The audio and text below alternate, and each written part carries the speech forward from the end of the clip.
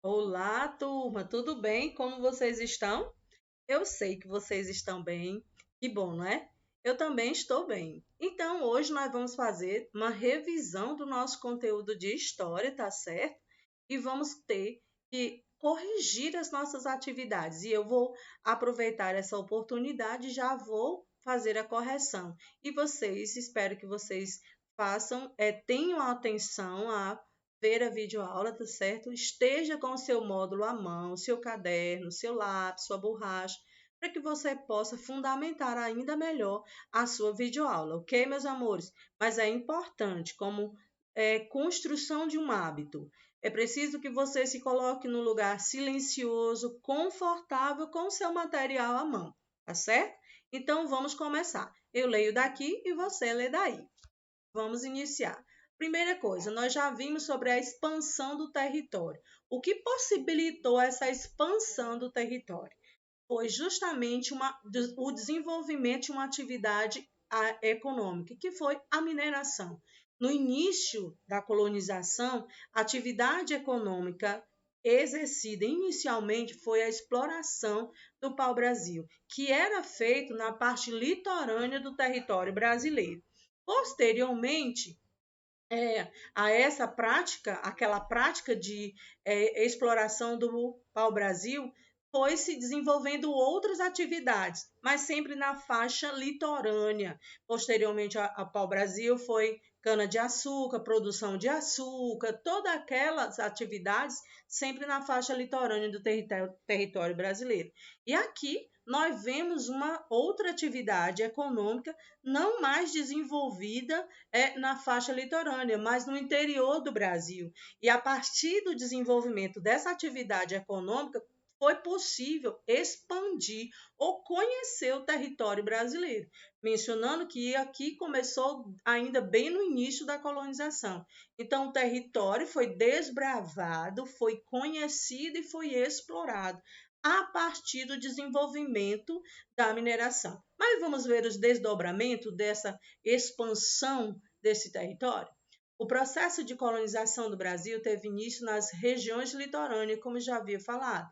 Ao longo dos anos, porém, diferentes atividades estimularam a ocupação do interior pelos colonos, como o desenvolvimento da pecuária e a busca pelas drogas do sertão.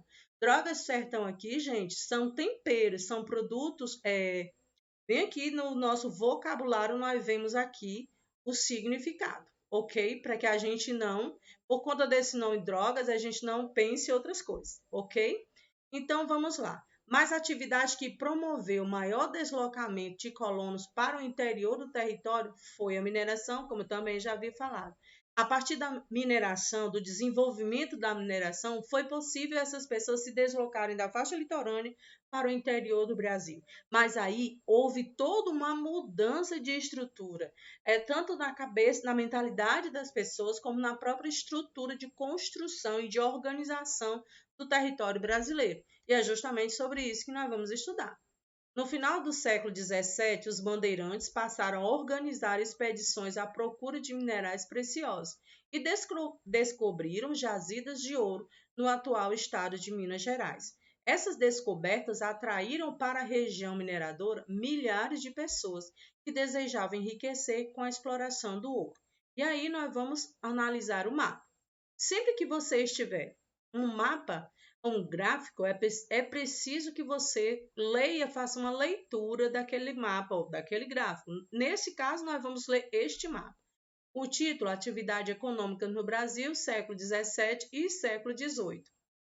Aqui nós vemos o vocabulário, aqui nós temos a fonte de onde esse mapa foi tirado, e aqui nós temos a legenda que diz o que o que marca esse mapa, ok? Já vimos que são as atividades econômicas e cada uma delas aqui estão identificadas por cores diferentes, ok, meus amores? Então vamos lá. Quais atividades econômicas estão indicadas no mapa? E aqui você vê lá na legenda o cana-de-açúcar, pecuária, mineração, drogas do sertão, rota de expresso da pecuária, rota de expansão da pecuária, ok? De que maneira podemos relacionar essas atividades com a expansão do território brasileiro? Ou seja, a partir do momento que há um desenvolvimento de uma atividade econômica que não é mais praticada na faixa litorânea, e sim no interior do território, há todo um deslocamento de pessoas para essas regiões. Como vimos anteriormente, essas pessoas iam em busca de riqueza, de melhor condições de vida, por assim dizer. Vamos lá. A corrida do ouro. A intensa migração para a região das Minas ficou conhecida como a Corrida do Ouro. No início, as pessoas que partiam para essas regiões costumavam se reunir em arraiais. Os habitantes dos primeiros arraiais sofriam com as condições ruins de suas moradias e com os outros problemas, como a falta de alimento. Nas regiões de mineração havia poucas pessoas que se dedicavam ao cultivo de lavouras. Dessa maneira, quase todos os alimentos precisavam ser trazidos de outros lugares, o que tornava seus preços muito altos.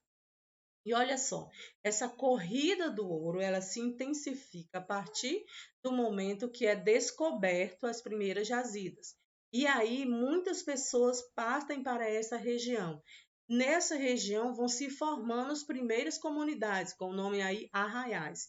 Esses habitantes dessas primeiras comunidades, elas estavam empenhadas em buscar ouro naquele local. Então, elas não se dedicavam à agricultura de subsistência. E isso dificultava, sem falar nas condições que elas não tinham, de suas moradias eram muito precárias. E esses problemas, juntamente com outros, fizeram com que as condições de habitação naquele momento não fossem boas. Não dava a ele condições. E sem falar que para o sustento da sua família, os itens da cesta básica e os alimentos estavam muito caros. Por quê? Porque não havia grupos específicos de pessoas que plantavam. Então, tudo que vinha de alimentação vinha de fora. E agora nós vamos saber como essas regiões elas eram abastecidas, desde alimentação, ferramenta, máquinas, tudo que era daquela época e que era necessário naqueles locais, ok? Os moradores da região das Minas tinham necessidade de diversos tipos de produtos, como ferramentas, roupas e alimentos. Essas mercadorias, em sua maioria, eram trazidas de outras regiões da colônia, transportadas no lombo de mulas por comerciantes conhecidos como tropeiros. E os tropeiros, eles tiveram vamos dizer assim, uma importância muito grande nesse momento. Eles abasteciam as regiões das minas, eles também desbravavam caminhos, e aí, nos locais onde eles paravam para descansar, acabaram que se aglomerando pessoas, e essas pessoas foram se organizando, e ali naquelas pequenas aglomerações foi se transformando em pequenas comunidades, posteriormente em cidades. Então, a importância dos tropeiros foi muito importante para aquela época. Formação de núcleos urbanos. Esses primeiros núcleos urbanos ao derredor das regiões das minas foi justamente a partir da formação daqueles arraiais, daquelas primeiras comunidades que foram se formando e elas foram crescendo, e aí se transformaram em núcleos urbanos. Esses núcleos urbanos foram sendo estruturados ao longo da própria história do desenvolvimento daquela atividade econômica. Como era formada a sociedade daqueles primeiros núcleos urbanos?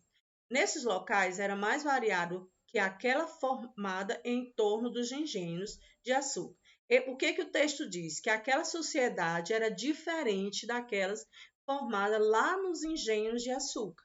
Ou seja, aqui nos engenhos nós tínhamos algo muito mais, como eu digo, voltado ao campo, a produção onde tinha lá a casa grande, o engenho com toda a sua estrutura. Então a sociedade ali era marcada de maneira diferente. Aqui não, também há uma diferença na formação dessa sociedade. Nelas haviam diferentes profissões e grupos sociais. Entretanto, assim como nos engenhos, essa sociedade era marcada por grande desigualdade social. Então, o que traz a igualdade entre essas sociedades? Aquela dos núcleos urbanos e aquelas dos núcleos do interior, acho rural. É a desigualdade social. Havia essa igualdade entre eles. talvez eu possa dizer que há até hoje, né? Infelizmente. A maior parte da população era formada por africanos e afrodescendentes escravizados, que realizavam diversos tipos de trabalho, como a extração de minério e serviços domésticos. Havia um grupo de pessoas livres, formado por funcionários públicos, comerciantes e outros trabalhadores, como alfaiates, sapateiros e pedreiros. E aqui nós vemos como era organizada essa sociedade desses primeiros grupos urbanos. Haviam africanos e afrodescendentes. Haviam também os funcionários públicos, os comerciantes e outros trabalhadores, como os alfaiates, sapateiros e pedreiros. Ok? Os donos das minas e os funcionários do governo com cargos mais elevados eram pessoas que tinham mais poder naquela época. Então vamos lá. Transferência da capital. A capital da colônia, em 1763, a capital da colônia foi transferida de Salvador para o Rio de Janeiro. No porto do Rio de Janeiro, era feito o embarque para Portugal do ouro extraído nas regiões das minas. Dessa maneira, com a sede do governo nessa cidade, a coroa portuguesa podia exercer um controle maior sobre o embarque e a cobrança de impostos sobre o ouro. Ou seja, a partir do momento que há uma transferência da colônia, ela sai de Salvador e vai para o Rio, e isso potencializa a fiscalização da coroa sobre a colônia, e principalmente da coroa sobre o que está sendo extraído da colônia, que era naquele momento o ouro, ok? Então vamos lá. Aqui, ó, na atividade, vamos lá. E aí eu gostaria de convidar vocês para a correção. Complete as lacunas das frases com as palavras abaixo. Aqui no quadro nós temos essas palavras que elas vão completar essas frases.